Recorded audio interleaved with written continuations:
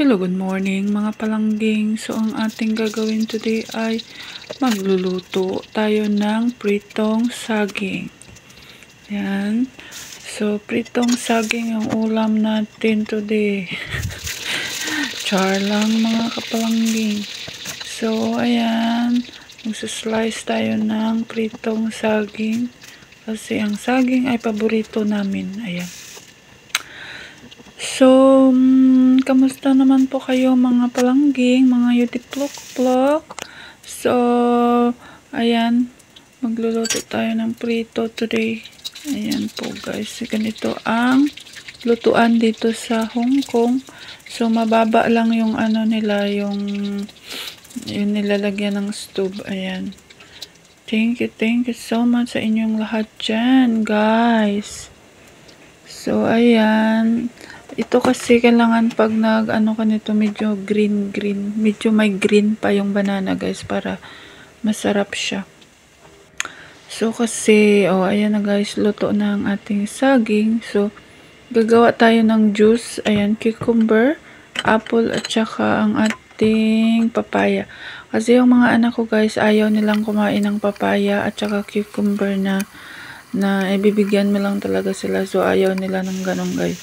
So, ang ginagawa ko para makakain sila or makakainom sila, so, ginagawa ko siyang juice. Ayan. So, kailangan natin gawing juice para mainom nila kasi super duper healthy. Simula kasi nung gumawa ako ng juice, guys, na ganito, parang napansin ko na hindi na sila nagkakasakit masyado. Ayan.